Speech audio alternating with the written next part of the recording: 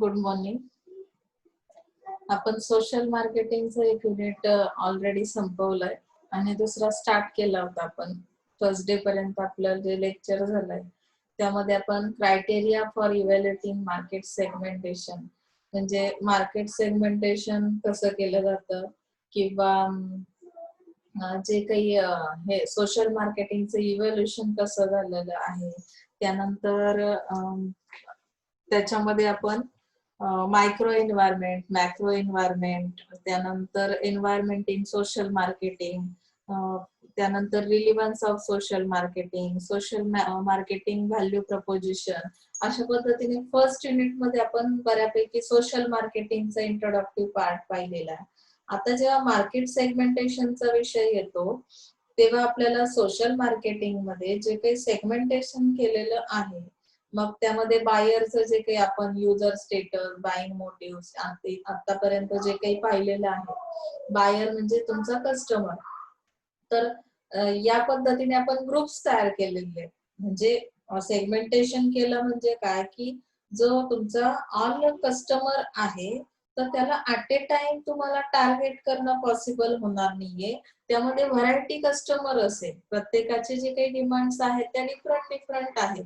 मग अशा केसमध्ये आपल्याला काय करायचं आहे की पर्टिक्युलर एकाच कॅटेगरीमध्ये येणारा जो कस्टमर आहे त्याचा एक सेगमेंट म्हणजे एक ग्रुप मी तयार करणार आहे. बरोबर, असे मी काही ग्रुप्स तयार केलेले आहेत आणि आता मला त्यातून इव्हॅल्युएशन करायचंय की माझ्यासाठी कुठला बेस्ट असेल किंवा ते सेगमेंटेशन करताना मला काय करायचं आहे.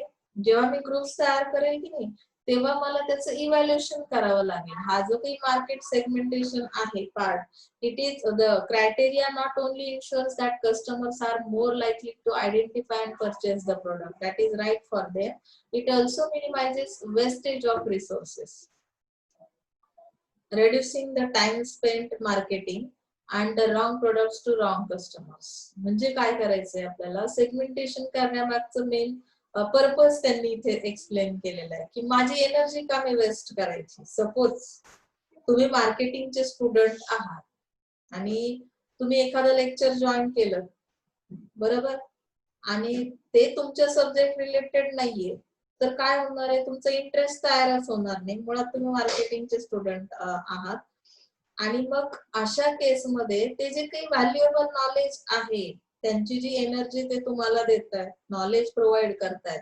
त्यांचाही वेळ फुकट जाणार आहे. त्यांचे जे रिसोर्सेस त्यांनी यूज केले तुम्हाला ती व्हॅल्युएबल इन्फॉर्मेशन देण्यासाठी, तर त्याचाही काही उपयोग होणार नाही.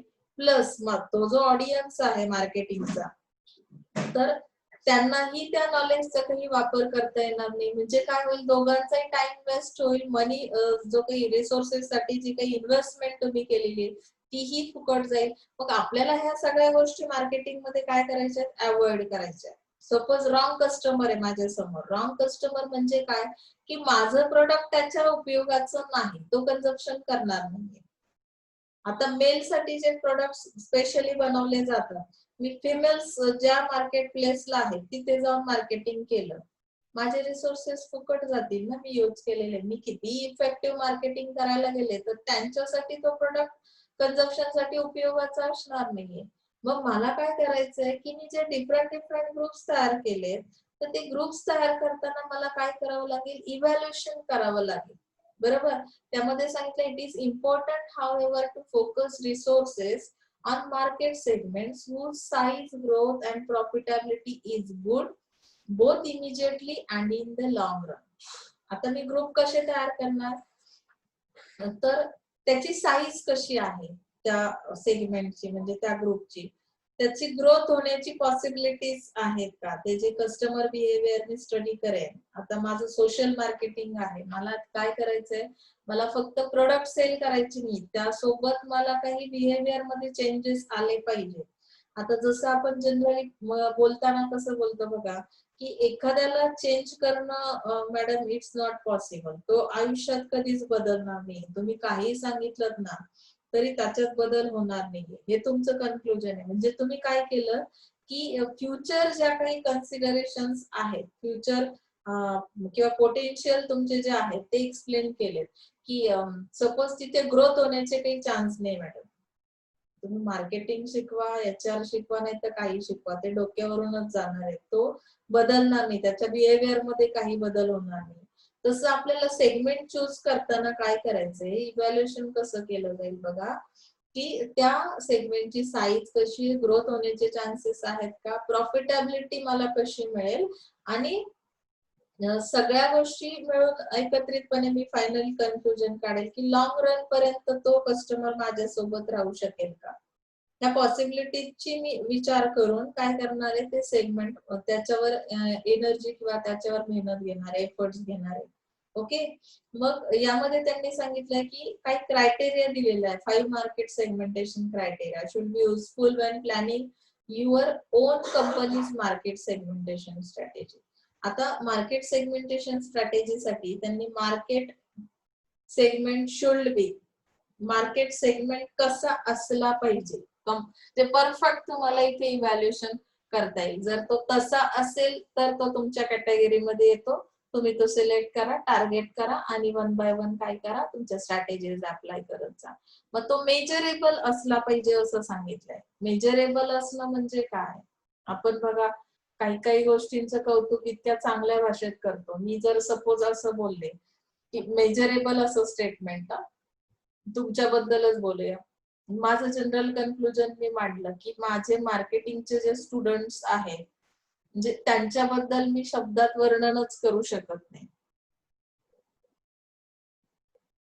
म्हणजे काय आहे, त्यांची व्हॅल्यू कशी मी डिफाईन केली की तिथे मी मेजरेबल आहेत म्हणजे काय की ते खूपच चांगले आहेत. बरोबर. जनरल मी कसं सांगितलं की त्यांचा जो परफॉर्मन्स आहे तो खूपच बेस्ट आहे. बरोबर. म्हणजे इथे मला समजलं की त्याची व्हॅल्यू कशी आहे. तर यामध्ये market segments are usually measured in terms of sales value or volume. म्हणजे काय की एक्झॅक्टली मेजर करता येण्यासारखा सेल्स व्हॅल्यू किंवा सेल्स व्हॉल्यूम असली पाहिजे. सेलिंग किती होतं मी अंदाजे सांगितलं, खूप जास्त होतं. खूप जास्त होतं यामध्ये मला हे तर कळलं की व्हॉल्यूम जास्त आहे, व्हॅल्यू कशी आहे सेल्स व्हॅल्यू, पण ती मेजर करता येण्यासारखी असली पाहिजे. म्हणजे किती कस्टमर आहेत, number of customer within the segment. म्हणजे आता मला एक्झॅक्ट सांगता आलं पाहिजे की त्या सेगमेंट मध्ये नंबर ऑफ कस्टमर्स किती आहेत आणि माझा सेल किती होतो. म्हणजे ऍक्च्युअली इथे मला पर कस्टमर किती होतो हे नाही काढायचंय, टोटल ग्रुप्स नुसार काढायचं आहे. म्हणजे तो मेजर करता येण्यासारखा असला पाहिजे, सांगता येण्यासारखा असला पाहिजे, काउंट करता येण्यासारखा असला पाहिजे तो सेल्स व्हॅल्यू. त्यानंतर reliable market research should be able to identify the size of market segment to a reasonable degree of accuracy so that strategists can then decide whether how and to what extent they should focus their efforts on marketing to this segment. म्हणजे मी जसं तुम्हाला आधीच सांगितलं, measurable असणं म्हणजे काय की exact quantity मला सांगता आली पाहिजे. मी सपोज काय सांगितलं की माझ्या मार्केटिंगच्या 20 स्टुडंट्स मध्ये 10 स्टुडंट्सचा परफॉर्मन्स कसा आहे, स्ट्रॉंग आहे, 10 स्टुडंट्सचा वीक आहे, असं जनरली मी फक्त सांगितलं. म्हणजे मला ऍक्च्युअली ती जी क्वांटिटी मी मेन्शन केली 10 स्टुडंट्स, टोटल स्टुडंट्स आणि 50 students are strong, 50 students are weak. Why? मला त्याच्यावरून काय लक्षात येईल की मला इथे कशा पद्धतीचे एफर्ट्स घेणं गरजेचं आहे, कुठल्या पर्सनवर जास्त एफर्ट्स घेणं गरजेचं आहे, कुठली स्ट्रॅटेजी अप्लाय करणं गरजेचं आहे. ओके. सो इथे मेजरेबल असणं मार्केट खूप गरजेचं आहे. त्यानंतर नेक्स्ट थिंग सांगितली क्रायटेरिया जे काही आपण बघतोय सबस्टेन्शियल असला पाहिजे. आता बघा आपण बऱ्याचदा म्हणतो की जे काम झालं ना ते कसं होतं, कौतुकास्पद होतं. म्हणजे काय की तिथे तुम्ही काहीतरी केलेलं आहे. बरोबर. मग तसा जो ग्रुप आहे, तुम्ही सेगमेंट जो तयार केलेला आहे त्यामध्ये त्यांनी सांगितलंय simply put there will be no point in investing marketing budget on a market segment that is insufficiently large और हॅज निग्लिजिबल स्पेंडिंग पॉवर. म्हणजे काय की ते खूपच जास्त मोठ्या प्रमाणातलं म्हणजे जास्त कस्टमर असणार ग्रुप आहे की जिथे मला काय करायचंय की निग्लिजिबल स्पेंडिंग पॉवर. म्हणजे आता इथे जे काही तुम्ही एनर्जी यूज करणार आहात तुमची, तर जे काही एफर्ट्स घेणार आहात त्यातून मला आउटकम्स मिळणं खूप गरजेचं आहे. लक्षात येतंय? म्हणजे मी फक्त काम करतोय असं सांगितलं. तुम्ही सांगितलं मी खूप स्टडी करतो मॅडम. आणि जेव्हा टेस्ट घेतली तेव्हा टेस्टमध्ये येणारे मार्क्स कसे होते? मेजर करता सॉरी माझ्या एक्सपेक्टेशन पेक्षा खूप लो असतील. कारण काय की इथे तुम्ही काम केलं असं सांगितलं, पण आउटकम जे आले ते एक्सपेक्टेड असे नव्हते. त्यामुळे इथे काय झालं तुमची एनर्जी लॉस झाली. मग आता इथे जे काही तुम्हाला व्हायबल मार्केट सेगमेंट बद्दल सांगितले, it is usually homogeneous group with clearly defined characteristics. मग हे जे मार्केट आहे ते एक्झॅक्टली कसं असलं पाहिजे सेगमेंट तुमच्या एक्सपेक्टेशन नुसार असलं पाहिजे म्हणजे काय की होमोजेनियस असलं पाहिजे. सिमिलर कॅरेक्टरिस्टिक्स वाले पर्सन्स त्यामध्ये असले पाहिजे. बऱ्याचदा काय होतं की सिमिलर कॅरेक्टरिस्टिक्स नसतील तर तुम्ही जे काही मार्केटिंग करताय तर 50% लोक त्यामध्ये सॅटिस्फाईड होतील, 50% नाही. म्हणजे तुम्हाला येणारा रिस्पॉन्स जो आहे तो 50%च असेल आणि त्यामुळे सेल्स व्हॉल्यूम काय होईल इथे डिक्रीज होईल. लक्षात येतंय? म्हणून तो सेगमेंट कसा चूज करायचा तर होमोजेनियस असा तो ग्रुप असला पाहिजे. त्यामध्ये त्यांनी सांगितलं की होमोजेनिटी कशी येते. मला कसं कळणार त्या ग्रुपमध्ये जे पर्सन्स आहेत की ते सिमिलर टाईपचे आहेत. तर त्याच्यासाठी मग मी काय क्रायटेरिया चेक केला की त्यांचं एज ग्रुप साधारण कसं आहे. आता तुमचा एज ग्रुप जो आहे 17-18 काय एज ग्रुप असेल तर साधारणपणे आपली एक टेंडन्सी आहे म्हणजे सायकोलॉजिकली आपण बघितलं तर एका सिमिलर एजच्या पर्सनचं विचार करण्याची जी पद्धत असते, नॉलेज असतं ते सेम टाईपचं असल्या कारणाने त्यांचे व्ह्यूज, त्यांचे ओपिनियन्स हे सेम येतात. त्यानंतर सोशो इकॉनॉमिक बॅकग्राऊंड त्याचाही इम्पॅक्ट तुमच्या बिहेवियरवर 100% होतो. म्हणजे तुमच्या बॅकग्राऊंड कसं आहे, सोशल बॅकग्राऊंड किंवा इकॉनॉमिक बॅकग्राऊंड कसं आहे त्यावर डिसाईड होतं की तुम्ही एखाद्या प्रोडक्टला कसे रिॲक्ट कराल किंवा तुम्हाला कोणता मेसेज दिला गेला पाहिजे.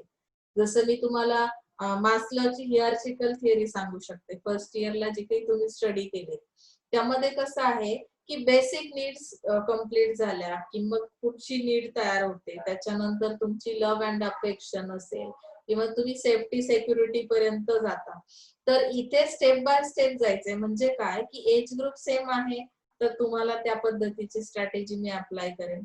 त्यानंतर तुमचं बॅकग्राऊंड सेम आहे तर विचार करण्याची थिंकिंग पॉवर तुमची सेम सिमिलर असणार आहे.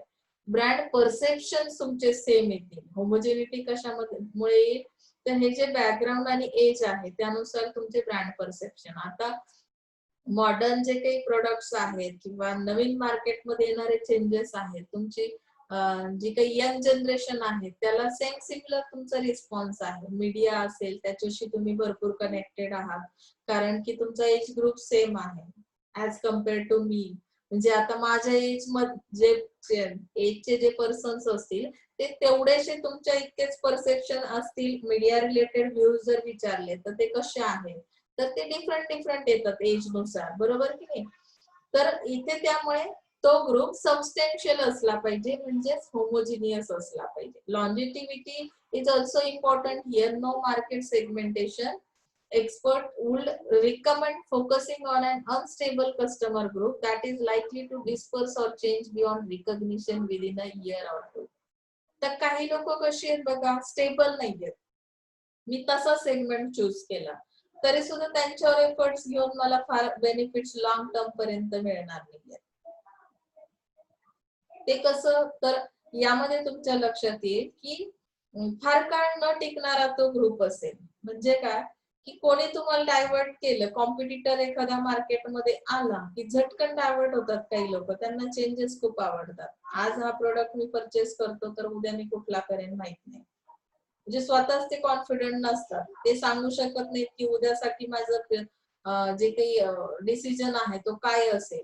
मग असा एक ग्रुप तुम्हाला नको आहे. मग त्यामध्ये तुम्हाला एक्सपर्ट ग्रुप बनवायचे. यामध्ये असेसिबल हा एक क्रायटेरिया दिलेला आहे इव्हॅल्युएशन करताना मार्केट सेगमेंटेशनचं की यामध्ये सांगितलं different segments might respond better to outdoor advertising, social media compare and television infomercials और any number of other approaches. आता हा जो सेगमेंट आहे यामध्ये काय की रिस्पॉन्स कसा मिळतो तुम्हाला तो कस्टमर इझिली अवेलेबल झाला पाहिजे. जसं की आता मी आउटडोअर ऍडव्हर्टायझिंग केलं, माझा कस्टमर बाहेरच पडणारा नाहीये. मी जो सेगमेंट तयार केलेला आहे तर त्यांचा रिस्पॉन्स मला मिळणार नाही, कारण आउटडोअर आउटडोअर ऍडव्हर्टाइज ते बघू शकत नाही. किंवा मी ज्या काही कंपेन सोशल मीडिया कंपेन घेते तर त्यामध्ये ते पार्टिसिपेट करू शकणार नाही, त्यांच्या बिहेवियर मध्ये ते चेंज करू शकणार नाहीये. टेलिव्हिजनशी ते किती कनेक्टेड आहेत किंवा त्यांचा अप्रोच जनरली कसा आहे याचा सुद्धा मी इथे स्टडी करणं गरजेचं आहे सेगमेंट बनवताना. ऍक्च्युली ते एकाच पर्टिक्युलर कॅरेक्टरिस्टिक्सचे असले म्हणजे सिमिलर कॅरेक्टरिस्टिक्सच्या लोकांचाच ग्रुप तयार होऊ शकतो. ओके, समजते ना? तर डिफरन्शिएबल असला पाहिजे म्हणजे काय की तो जो सेगमेंट आहे तो इंटरनली होमोजिनियस असला पाहिजे आणि एक्सटर्नली हेट्रोजिनियस असला पाहिजे.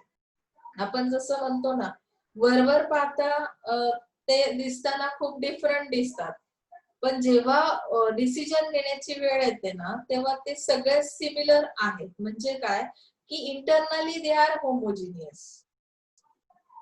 म्हणजे त्यांचे जे प्रेफरन्सेस आहेत ते कुठल्या प्रोडक्टला प्रेफरन्स देतात, सोशल प्रोडक्ट तो जो परचेस केला जातो तर त्यांचं सिमिलर प्रेफरन्स आहे किंवा कॅरेक्टरिस्टिक्स पण सेम आहे.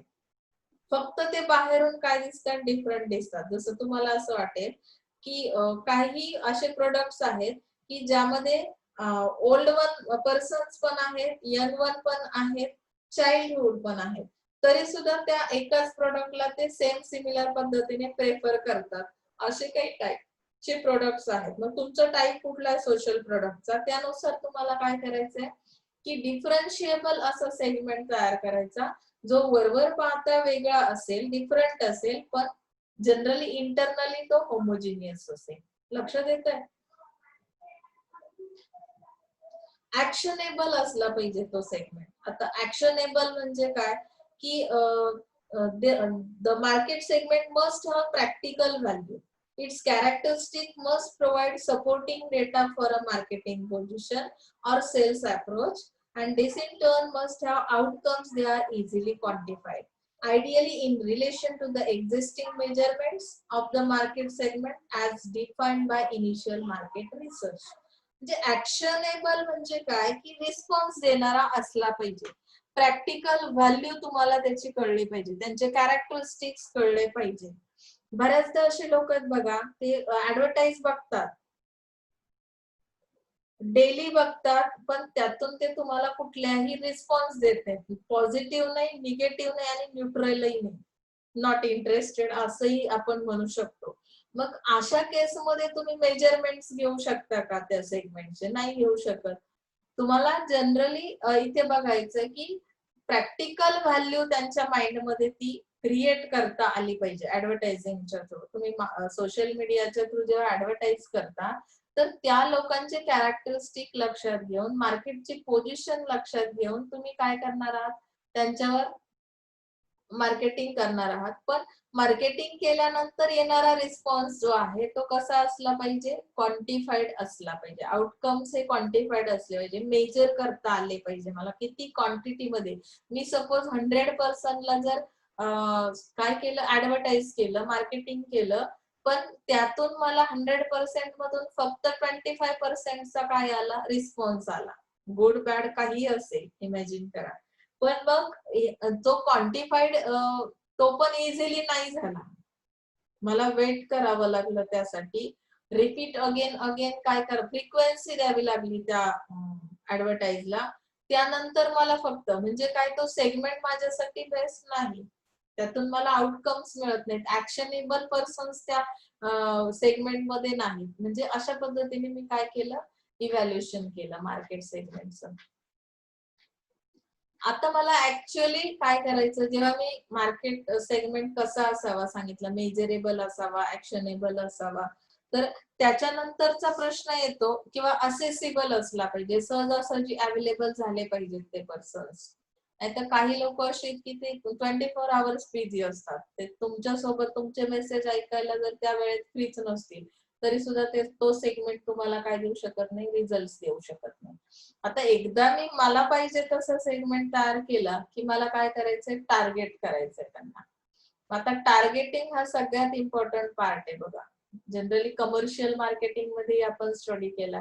आता सोशल मार्केटिंग मध्ये जेव्हा आपण याच्याकडे बघतोय, it is a process of selecting the target market from the entire market.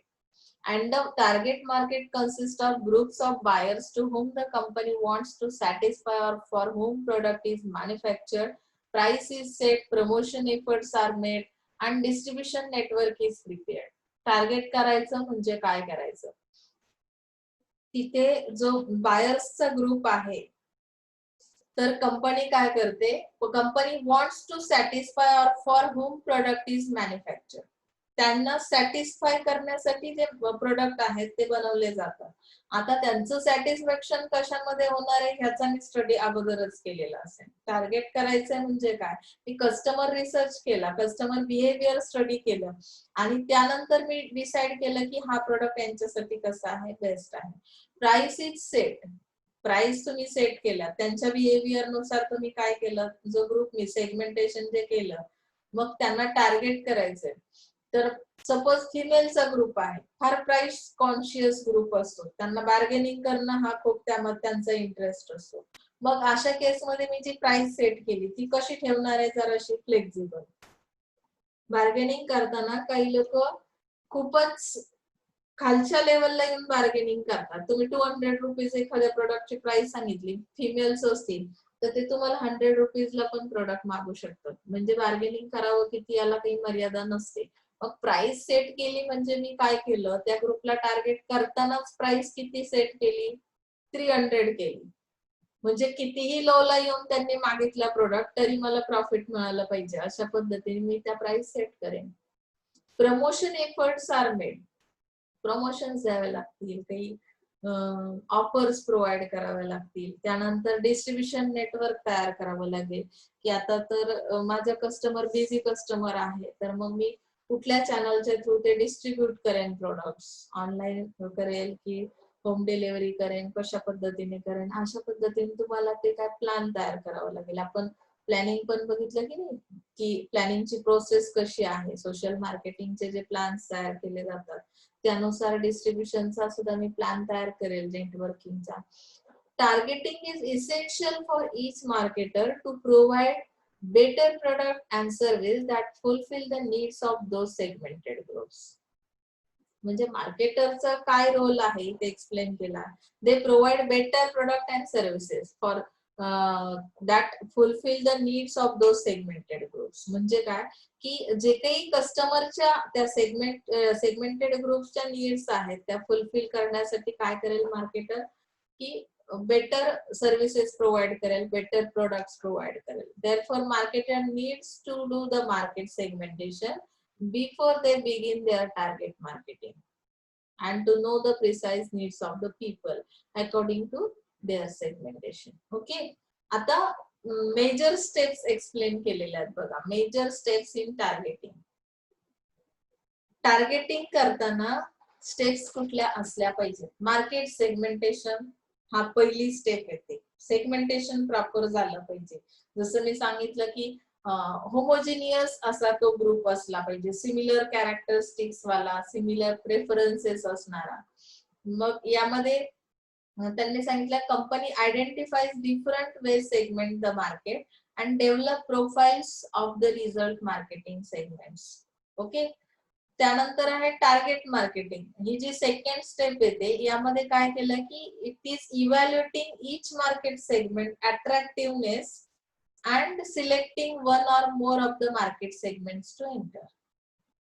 Target करताना काय करायचंय की ऍक्च्युअली इथे तुम्हाला अट्रॅक्टिव्हनेस देण्याचा प्रयत्न करायचा आहे. अट्रॅक्टिव्हनेस कसा येतो, आता इथे तर काय आपण जसं स्वतःकडे अट्रॅक्शन वळवण्यासाठी काय करतो, भरपूर सारा मेकअप केला जातो, बरोबर की नाही. पण हा जो ग्रुप आहे सेगमेंट केलेला ग्रुप, तर याला टार्गेट करताना काय करावं लागेल, मला माझ्या काही स्ट्रॅटेजीज इतक्या सुंदर असल्या पाहिजे की ज्यामुळे ते पर्सन्स काय झाले पाहिजे, अट्रॅक्ट झाले पाहिजे. मी जो प्रोडक्ट सोशल प्रोडक्ट तिथे सेल करणार आहे त्या ग्रुपसाठी बनवलाय, ज्या सर्व्हिसेस मी तयार केलेल्या आहेत त्या अट्रॅक्टिव्ह असणं खूप गरजेचं आहे, तेव्हा ते टार्गेट होते. नेक्स्ट वन सांगितलंय मार्केट डिफरन्शिएशन. आता differentiating of the firm's market offering to create a together customer value is a third step. Customer value मला इथे मिळणं खूप गरजेचं आहे. यामध्ये सांगितलंय की market offering to create together customer value म्हणजे differentiating of the firms market असं सांगितलंय की जे जे काही मार्केटमध्ये जेवढ्या फर्म्स काम करतात त्यांच्यापेक्षा मी काहीतरी वेगळं देण्याचा प्रयत्न केला पाहिजे. लक्षात येतंय? म्हणजे तुम्हीच एकटे मार्केटर नाही आहात मार्केटमध्ये. जेव्हा तुम्ही एखाद्या ग्रुपला टार्गेट करता तर त्या स्टेप मध्ये सांगितलंय की जो डिफरन्स आहे बाकीचे जे मार्केटर काय काय करतायत त्यांच्यापेक्षा मी युनिक असं काहीतरी दिलं पाहिजे, वेगळं काहीतरी दिलं पाहिजे त्या ग्रुपसाठी, तेव्हा ते अट्रॅक्टिव्हनेस येईल किंवा त्यांचं अवेअरनेस येईल. ओके. मार्केट पोझिशनिंग, पोझिशन तयार करणं बघा. त्यांनी सांगितलं final step is setting the competitive positioning for the product and creating a detail marketing mix. Detail marketing mix म्हणजे काय किंवा पोझिशनिंग म्हणजे काय? जनरली पोझिशन बनते केव्हा बनते? तुम्ही इतरांपेक्षा वेगळे आहात हे जेव्हा कळतं तेव्हा तो डिफरन्स लक्षात येतो आणि तुम्ही कोण आहात हे जनरली पब्लिक लक्षात ठेवतं, बरोबर की नाही? जसं मार्केट डिफरन्शिएशन मध्ये सांगितलं की युनिक काहीतरी करा, मार्केटमध्ये कॉम्पिटिटर्स आहेत त्यांच्यापेक्षा वेगळं काहीतरी देण्याचा त्या कस्टमरला प्रयत्न करा. नेक्स्ट सांगितलंय त्यामुळे काय होईल की तुमची कॉम्पिटिटिव्ह पोझिशनिंग तयार होईल. कॉम्पिटिशन मध्ये तुम्ही कसे पुढे आहात, जसं आपण म्हणतो ना एखादा ब्रँड जो आहे तो मार्केटमध्ये खूप चालतो, त्याचं कारण काय? त्यांनी ती पोझिशन क्रिएट केलेली आहे मार्केटमध्ये आणि मार्केटिंग मिक्स त्यांनी डिटेल काय केलेले आहेत कस्टमर सोबत शेअर केलेले आहेत. म्हणजे त्यांचे येणारे जे नवीन प्रोडक्ट्स आहेत त्या ब्रँडचे नवीन लॉन्च होणारे इन फ्युचर, म्हणजे जसं पुढच्या वर्षी आता जसं एंटरटेनमेंट मध्ये काय केलं जातं की ह्या ज्या सर्व्हिसेस आहेत हॉलिवूड बॉलिवूडच्या जे काही मूवीज मार्केटमध्ये येतात ते 1-2 वर्ष अगोदरच काय करतात अनाउन्सिंग करतात. त्यामुळे कस्टमर कंटिन्युअसली त्यांच्या सोबत राहतो की येणारं नवीन जे काही त्यांचं हे आहे सर्व्हिस आहे ती कशी असेल याकडे अट्रॅक्शन त्यांचं असणार आहे. म्हणजे ते अट्रॅक्टिव्ह होतं, त्यांची पोझिशन बनते मार्केटमध्ये. आणि नेक्स्ट थिंग सांगितली बघा स्टेप्स इन टार्गेटिंग मध्ये. टार्गेट ऑडियन्स कसा सिलेक्ट केला जाईल सोशल मार्केटिंग साठी? आता selecting target audience for social marketing यामध्ये सेगमेंट द मार्केट ही पहिली स्टेप सांगितली. म्हणजे ऍक्च्युअली जी पॉप्युलेशन आहे त्यांनी सांगितले population for the company is divided into smaller groups who will likely require unique but similar strategies in order to be persuaded to change their behavior. म्हणजे तुम्ही जे काही एफर्ट्स घेतलेले आहेत मार्केट सेगमेंटेशन साठी, इव्हॅल्युएशन केलं, त्यानंतर टार्गेटिंग केलं, त्यातून तुम्हाला काय करायचं आहे की सिलेक्ट करायचं आहे टार्गेट ऑडियन्स मार्केटिंग साठी, सोशल मार्केटिंग साठी. मग त्या केसमध्ये तुम्हाला काय करावं लागेल, युनिक अशा किंवा सिमिलर स्ट्रॅटेजीज काय कराव्या लागतील, यूज कराव्या लागतील, ज्यामुळे त्यांच्या बिहेवियरवर काय होईल इम्पॅक्ट होत राहील, त्यांचं बिहेवियर चेंज होण्यासाठी. जसं मी सांगितलं सोशल इश्यूज वर काम करताय किंवा तुम्ही त्यांना साधारण जो काही हे आहे तुमचा कचरा आहे तो डस्टबिन मध्ये टाकला पाहिजे असं तुम्हाला वाटतं, तुम्ही जे काही आता डस्टबिन सारखा प्रोडक्ट सेल करताय तर तो सेल करताना तो मेसेज तुम्ही फॉरवर्ड केलात, त्यामुळे त्यांच्या बिहेवियर मध्ये चेंज झाला की हे असं करण्यामागचं रिझन काय आहे, एन्व्हायरमेंटला प्रोटेक्शन द्या. येते लक्षात? प्लास्टिक अवॉइड करा, पेपर बॅग यूज करा. म्हणजे इथे तुम्ही ऍक्च्युअली सिमिलर अशा काही किंवा युनिक अशा काही स्ट्रॅटेजीज वापरल्या की असं जनरली एक स्टेटमेंट सांगून तुम्ही लगेच इम्पॅक्ट होईल का बिहेवियरवर? नाही होणार. मग त्याच्यासाठी तुम्हाला काही कंपेन्स घ्याव्या लागतील. मग त्या कंपेन्स कसल्या असतील, लोककलेच्या द्वारे सुद्धा तुम्ही हे करू शकता. काही लोक बघा आता गाडगे महाराजांचं जे अभियान आहे त्याच्यामध्ये आपल्या कॉलेजच्या स्टुडंट्सनी पण गेल्या 2-3 वर्षाची बॅच होती.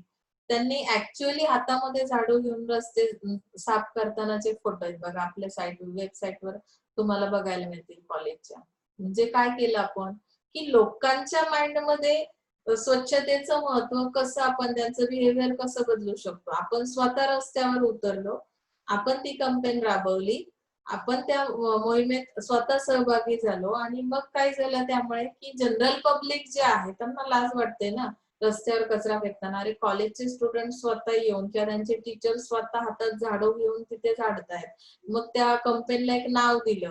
जे पॉप्युलर पर्सनॅलिटी होती ज्यांनी हे सगळं यापूर्वीच तुम्हाला सांगितलं होतं ते स्वतः पण ती साफसफाई करत होते आणि त्या कंपनीला त्या गाडगे महाराजांचं नाव दिल्यामुळे काय झालं की आपण सक्सेसफुली त्या कस्टमरच्या बिहेवियर मध्ये चेंज करू शकलो. अशा पद्धतीने आपल्याला सिलेक्ट करावे लागतील टार्गेट ऑडियन्स. ओके, त्यामध्ये सांगितलंय the groups end up with should have something in common needs, wants, barriers, motivation, values, behaviour, lifestyle also and something that makes them likely to respond similarly to each other offer. जेव्हा त्या कस्टमरच्या एवढे factors common असतील म्हणजे त्यांच्या needs common असतील, त्यांच्या wants common असतील, त्यांचे बॅरियर्स, त्यांचे मोटिवेशन, व्हॅल्यूज, बिहेवियर, लाईफस्टाईल या एवढ्या कॅरेक्टर्स मध्ये जर सिमिलॅरिटी असेल तर तुम्हाला काय मिळेल इथे रिस्पॉन्स पण प्रत्येक ऑफरला चांगल्या पद्धतीने मिळेल. ओके, आणि त्यानुसार तुम्ही सिलेक्ट करू शकता टार्गेट ऑडियन्स. नेक्स्ट थिंग आहे इव्हॅल्युएट सेगमेंट्स. आता पुन्हा काय करायचं त्याच्यामध्ये इव्हॅल्युएशन करायचं. It based on variety of factors that help them in arranging segments. मग आता कशा पद्धतीने ते अरेंज करायचे इव्हॅल्युएशन नंतर बघा काही ग्रुप्स तुम्हाला यातून इलिमिनेट करावे लागतील. जसे स्पर्धेत आलेले जे काही ग्रुप्स असतात तर साधं डान्स इंडिया डान्सच्या त्या प्रोग्राम मध्ये जेव्हा काही टीम्स येतात पहिल्यांदा एक राऊंड झाला की त्यातून काही इलिमिनेट केले जातात, काहीतरी त्यासाठी बेस्ट लावला जातो की कुठले परफॉर्मन्स बेस्ट झाले कुठले नाही झाले हे आपण एक क्रायटेरिया ठरवलेला असतो. त्या क्रायटेरियानुसार काही जण इलिमिनेट होतात सेकंड राऊंडला. मग तसं इथे आपल्याला करायचंय की अगोदर आपण same similar treatment similar strategies सगळ्यांवर अप्लाय केल्या, त्यातून किती पर्सेंट रिस्पॉन्स आला, काही लोकांचा नो रिस्पॉन्स म्हणजे न्यूट्रल राहिले ते ग्रुप तुम्ही त्या कॉम्पिटिशन मधून इलिमिनेट केलेत. ओके, इव्हॅल्युएशन नंतर त्यानंतर choose one or more segments to target. Remaining जे आहेत त्यातून एक किंवा एकापेक्षा अधिक सेगमेंट्स काय करायचे तुम्ही टार्गेट करायचे. मग त्यावेळेस काय केलं जातं बघा, we are able to select only one or few segments as target audience for the promotion and then develop a rich profile of their distinguishing characters that will inspire strategies to uniquely and effectively appeal to them. If we select more than one audience, it is likely we will need a different marketing mix strategy for each. Same similar strategy सगळ्यांवर apply करून चालणार नाही. मी जेव्हा एकापेक्षा अधिक group segment काय करेन select करेन टार्गेट करेन तेव्हा मला वेगवेगळ्या पद्धतीच्या मार्केटिंग स्ट्रॅटेजीज अप्लाय कराव्या लागतील. ओके, इथपर्यंत समजलं. नेक्स्ट थिंग आपण बघतोय पोझिशनिंग. हे बघा आपण सेगमेंटेशन पासून सुरुवात केली. सेगमेंटेशन नंतर आपण काय केलं टार्गेट केलं. टार्गेट मध्ये काय केलं आपण काही ग्रुप्स इव्हॅल्युएशन नंतर इलिमिनेट केले आणि त्यातले एक किंवा दोन सिलेक्टिव्ह चूज केले आणि त्या दोन वेगवेगळ्या ग्रुपसाठी वेगवेगळ्या मार्केटिंग स्ट्रॅटेजीज अप्लाय केल्या. Okay, marketing mix strategy. Marketing mix मध्ये काय तर 7 P's येतात. Place, price, product, promotion, physical evidence. Okay, यानंतर आता पोझिशनिंग वर आलो आपण. आता ऍक्च्युअली आपल्याला काय करायचंय पोझिशन तयार करायची. आता प्रोडक्टची पोझिशनिंग म्हणजे काय असतं, जसं आपण आपली पोझिशन क्रिएट करताना काय करतो काहीतरी वेगळं असं करण्याचा प्रयत्न करतो. आतापर्यंत सपोज तुमच्या स्कूलचं किंवा कॉलेजचं रेकॉर्ड असेल 90% मिळालेला टॉपर आहे. तुम्ही काय केलं 95.99 असे मार्क्स घेतलेत म्हणजे तुमची पोझिशन त्या कॉलेजच्या रेकॉर्ड मध्ये काय झाली नोंद झाली. म्हणजे तुम्ही काय आहात वेगळं काहीतरी केलं. सेम इथे तुम्हाला काय करायचंय product positioning means to give a position to the product in the minds of the consumers. प्रत्येक प्रोडक्टची एक पोझिशन असते बघा. की त्याचं इम्पॉर्टन्स आपण ठरवून घेतलेलं असतं. तो जसं आता सॉल्टचं एक्झाम्पल तुम्ही घेऊ शकता. सॉल्टची काय पोझिशन आहे आपल्या प्रत्येक कस्टमरच्या माइंडमध्ये? विदाउट सॉल्ट काहीच नाहीये असं आपण म्हणू शकतो. त्याशिवाय टेस्टच नाहीये कशालाच, कुठल्याच मेनूला. तसं प्रोडक्टची पोझिशन तुम्हाला काय करायची, कस्टमरच्या माइंडमध्ये क्रिएट करायची. The best product is given first position and the worst product is given last position. म्हणजे वर्स्ट आणि बेस्ट हे कसं ठरवणार, हे कसं डिसाइड करणार? तर त्याचे बेनिफिट्स, त्याचे ऍट्रिब्यूट्स काय आहेत त्यानुसार ते डिसाइड केलं जातं. हार्मफुल प्रोडक्ट्स आहेत, केमिकल प्रोडक्ट्स आहेत, बरोबर. मग अशा प्रोडक्टची पोझिशन तुमच्या माइंड मध्ये कशी असते? वर्स्ट आणि जे काही फर्स्ट पोझिशनचे प्रोडक्ट आहेत ते त्यावरून आपण काय करू शकतो, ठरवू शकतो. आता यामध्ये त्यांनी नेक्स्ट थिंग सांगितली बघा, पोझिशनिंग मध्ये तुम्हाला मॅन्युफॅक्चरर हा पार्ट स्टडी करायचा. आता पोझिशनिंगचा हा थर्ड पॉइंट आहे. Product positions are given by the consumers. जसं त्यांनी जॉन्सन बेबीचं एक्झाम्पल दिलंय की जॉन्सन बेबीचे जे पावडर आहे किंवा प्रोडक्ट्स आहेत ते कसे आहेत, बेस्ट आहेत. त्यामुळे आपण जनरली बघतो रुरल एरिया असो अदरवाईज अर्बन एरिया असो, दोन्ही एरियाज मध्ये प्रेफरन्स दिला जातो. लहान बाळ घरामध्ये असेल तर जॉन्सनचे सोप आणले जातात, पावडर आणले जातात, त्यामुळे स्किनला प्रोटेक्शन मिळतं किंवा हार्मफुल नाहीये, अशी एक पोझिशन त्या प्रोडक्टची आपल्या माइंड मध्ये तयार झाली. Therefore, it is given for first or top position by the consumer, and Pepsi and Coca-Cola are continuously fighting for the first position. Product positioning is done by two parties. आता प्रोडक्टची जी position आहे ती दोन लोकांमुळे काय करू शकतो आपण, ठरवू शकतो. जसं की फर्स्ट आहे मॅन्युफॅक्चरर. आता मॅन्युफॅक्चरर काय करतात, ही makes many changes in his product in order to get the first position.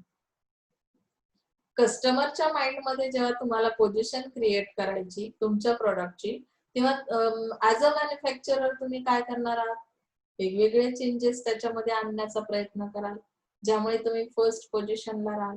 He many changes the brand name of the product and the quality of the product, package and the label and ads the shape, size, colour, price, raw material. Manufacturer काय काय करू शकतात त्याच्या possibilities दिल्यात की प्रोडक्टचं brand name change करा, प्रोडक्टच्या क्वालिटीमध्ये काही बदल आणला जाईल, त्यानंतर त्याचं पॅकेजिंग थोडंसं अट्रॅक्टिव्ह करण्याचा प्रयत्न केला जाईल कारण तुम्हाला पोझिशन क्रिएट करायची. लेबलिंग मध्ये काही चेंजेस केले जातील, शेप, साईज, कलर मध्ये काही चेंजेस केले जातील, प्राइस थोडीशी फ्लेक्झिबल केली जाईल किंवा रॉ मटेरियल्स मध्ये बदल केला जाईल. आता हे सगळं करताना त्यांनी सांगितलं this is done to create and maintain a proper image of the product in the minds of the consumer.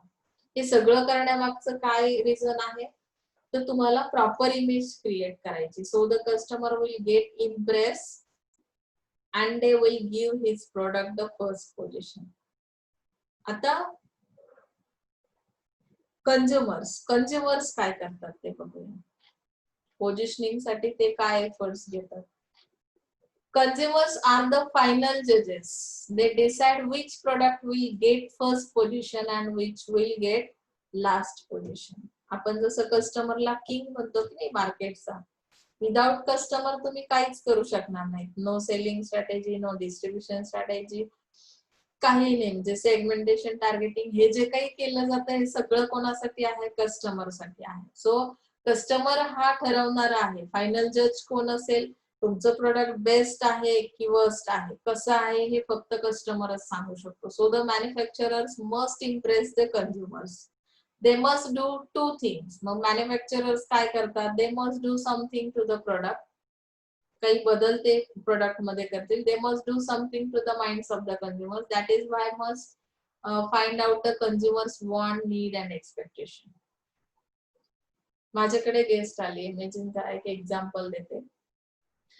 Guest आल्यानंतर मी त्यांचा कुठलाही विचार न करता किंवा त्यांची जी काही पास्ट हिस्ट्री मला कुठलीही माहिती नाहीये, मी माझ्या पद्धतीने काय केलं की गेस्ट आल्यावर काहीतरी गोड जेवण केलं जातं एवढं मला माहिती आहे, बरोबर ना. त्यानुसार मी जनरल माझी टेंडन्सी वापरली आणि त्यानुसार मी काय केलं, जेवणाचं भरपूर मेनू तयार केले. अगदी ताटात मावणार नाही तितके. श्रीखंड आहे, काय बासुंदी, पुरी, भाजी काय काय असेल नसेल ते सगळं मी पापड वगैरे तळून आणले. पण जो येणारा गेस्ट होता तो कसा होता, व्हेजिटेरियन नव्हताच. मी सगळे व्हेज मेनू बनवले होते. तो सॅटिस्फाईड होईल का? मी खूप एफर्ट्स घेतले. ऍक्च्युली मी माझी पोझिशन त्यांच्या माइंड मध्ये क्रिएट करण्यासाठी असं मला वाटलं की ते गेस्ट गेल्यानंतर म्हणतील की मी यांच्या घरी गेलो तेव्हा ह्यांनी माझा खूप मोठा पाहुणचार केला, असं इमॅजिन करून मी खूप एफर्ट्स घेतले. पण वेस्ट ना. मी त्यांच्या माइंड मध्ये काय आहे गेस्टच्या त्याचा विचारच केला नाही. ते नॉन व्हेजिटेरियन असल्या कारणाने त्यांच्या ज्या काही नीड्स होत्या, त्यांच्या ज्या काही वॉन्ट्स होत्या, त्यांचे जे काही एक्सपेक्टेशन्स होते ते सगळे फेल गेले. आणि त्यामुळे काय झालं, माझी पोझिशन तेवढीशी जी मला एक्सपेक्टेड होती ती त्यांच्या माइंड मध्ये क्रिएट मी करू शकले नाही. म्हणून इथे काय करायचंय की मॅन्युफॅक्चररने अगोदर कस्टमरला काय अपेक्षित आहे तुमच्या प्रोडक्ट मधून ते बघणं खूप गरजेचं आहे. त्यानंतर काय होईल, त्यांचं सॅटिस्फॅक्शन होईल आणि तुमची एक पोझिशन त्यांच्या माइंड मध्ये क्रिएट होईल. Is that clear? Product positioning helps to fight a competition. जेव्हा एकदा तुमची प्रतिमा तयार होते, पोझिशन इमेज तयार होते, त्यानंतर तुम्हाला मार्केटमध्ये फाईट कोणाशी करायची? कॉम्पिटिटर्स.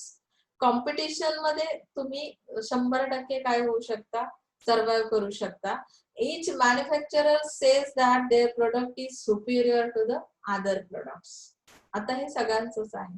तुम्ही जे सेल करता ते इतरांपेक्षा बेस्टच आहे असं तुम्ही बोललं नाही तर मग कदाचित तुमचं सेलच होणार नाही. किंवा पोझिशन तर तो भागच सोडा, पोझिशन बनणं शक्यच नाही. They say that their product is cheaper than other products. Manufacturers काय सांगतात की आमचं प्रोडक्ट खूप चीप प्राइसला तुम्हाला आम्ही सेल करतो, त्यापेक्षा बाकीच्यांचे खूप महाग आहे. म्हणजे अशा केसमुळे ती एक त्या टाईपची पोझिशन पण क्रिएट होऊ शकते. बेटर क्वालिटी प्रोडक्ट्स आहेत की त्या टाईपची पण पोझिशन असेल. They say that their product is the choice of the new generation. So each manufacturer tries to differentiate his product from other manufacturer. इथे काय सांगितलंय की आमचे जे प्रोडक्ट्स आहेत ते कोण चॉईस करतं? न्यू जनरेशन चॉईस करते. म्हणजे आमच्याकडे काहीतरी डिफरंट आहे, चेंज आहे आणि म्हणून आमची पोझिशन आहे. म्हणजे अशा पद्धतीने प्रत्येक मॅन्युफॅक्चरर हा अदर मॅन्युफॅक्चरर पेक्षा स्वतःचं काहीतरी वेगळं देण्याचा प्रयत्न करतो आणि फर्स्ट पोझिशन घेण्याचा प्रयत्न केला जातो. आता ऍक्च्युअली आपण पोझिशनिंग साठी काय स्ट्रॅटेजीज अप्लाय केल्या पाहिजेत आता ते बघणार आहोत. म्हणजे टाइप्स ऑफ पोझिशनिंग. त्यामध्ये फर्स्ट दिलेलं आहे युजिंग स्पेसिफिक प्रोडक्ट फीचर्स. पहिली माझी स्ट्रॅटेजी काय असेल की काहीतरी स्पेसिफिक फीचर्स ऍड करणं. म्हणजे काय, here the manufacturer finds out one superior features of his product. Superior feature असणं म्हणजे नक्की काय करायचंय बघा. तर आता त्यांनी एक होंडा बाईकचं एक्झाम्पल दिलंय, त्यावरून तुमच्या लक्षात येईल. For example the fuel efficiency of Hero Honda bikes. Fuel एफिशियन्सीचं एक ऍट्रिब्यूट त्यांनी वापरलं, म्हणजे फीचर वापरलं. He informs the consumer about the superior features. तुम्ही ऍडव्हर्टाइज करताना रेग्युलर ती एक लाईन रिपीट अगेन लिंक होते किंवा वेबसाईटवर जर तुम्ही ऍडव्हर्टाइज केली तर मग तुम्ही काय दाखवण्याचा प्रयत्न करता की अदर ज्या काही बाईक्स आहेत अदर मॅन्युफॅक्चररने बनवलेल्या त्यांच्यापेक्षा आमच्या याच्यामध्ये वेगळं फीचर काय आहे की ज्यामुळे कस्टमरच्या माइंड मध्ये आम्ही पोझिशन तयार करू शकतो. He tells the consumers how this Superior feature will benefit them. त्यामुळे त्या कस्टमरला होणारे फायदे कुठले आहेत, कशा पद्धतीने आमचा प्रोडक्ट फायदेशीर आहे, बेनिफिशियल कसा आहे ते तुम्हाला काय सांगता येतं त्या फीचर वरून एक्सप्लेन करता येतं. He also tells them this superior feature is not available in the competitors product. म्हणजे तुम्हाला हे प्रत्येक वेळी दाखवून द्यायला लागतं की तुमचा प्रोडक्ट हा कॉम्पिटिटरच्या प्रोडक्ट पेक्षा कसा बेटर आहे. ओके, म्हणजे फीचर्स वापरल्यामुळे तुम्हाला फ्युएल एफिशियन्सीचा वापर तुम्ही इथे केला. हिरो होंडा बाईक मध्ये जर अशा पद्धतीची म्हणजे आता 1 लिटर पेट्रोल मध्ये ती तुमची बाईक जी आहे ती किती डिस्टन्स काय जाते पुढे जाते. म्हणजे आता सपोज 1 लिटर पेट्रोल मध्ये ती 10 किलोमीटर जाते. तुमचा जो कॉम्पिटिटर आहे तर त्याची जी बाईक आहे दुसऱ्या अदर ब्रँडची हिरो होंडा पेक्षा दुसरी जी आहे तर त्यांची फ्युएल एफिशियन्सी कशी आहे 1 लिटर मध्ये ते फक्त 5 किलोमीटर जाऊ शकते. म्हणजे काय झालं कुठली बाईक चांगली आहे कुठल्या बाईकचे फीचर्स चांगले आहेत. मग हिरो होंडा आपण काय करतो त्याची पोझिशन आपल्या माइंड मध्ये तयार करतो. Positioning by price and quality. आता प्राइस आणि क्वालिटी यानुसार सुद्धा एक पोझिशन असते बघा. आपण कुठले प्रोडक्ट्स यूज करतो त्यानुसार जी पोझिशन आहे त्यानुसार आपण ते प्रोडक्ट यूज करतो. Manufacturer tells the consumer that his product has high quality but it has low price. Quality high पण प्राइस लो आहे त्यामुळे सुद्धा एक पोझिशन कस्टमरच्या माइंड मध्ये तयार होऊ शकते. म्हणजे आपल्यालाही नेहमी तेच जनरल पब्लिक जे आहे ना आपलं तर त्यांनाही तेच अपेक्षित असतं. त्यानुसार त्यांनी सांगितलं example good jeans for less. Newport जीन्सचं त्यांनी एक्झाम्पल दिलंय. जीन्सची क्वालिटी चांगली आहे आणि लेस प्राइस आहे. 100% कस्टमर परचेस करतो. बरोबर ना. Positioning by use. आता यूज कशासाठी केला जातो त्यामध्ये एक्झाम्पल काय दिलं तर पान without a whole. Polo. This means polo can also be eaten like a पान. पोलोचा जो प्रोडक्ट आहे की नाही म्हणजे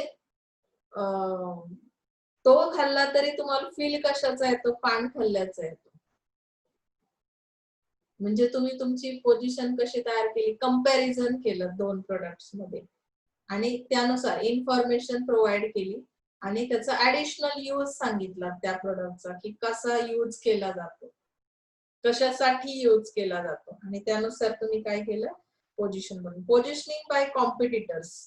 आता कॉम्पिटिटर्सच्या तुमची जी काही स्ट्रॅटेजी आहे पेप्सी आणि कोका कोला मध्ये भयंकर कॉम्पिटिशन आहे बघा.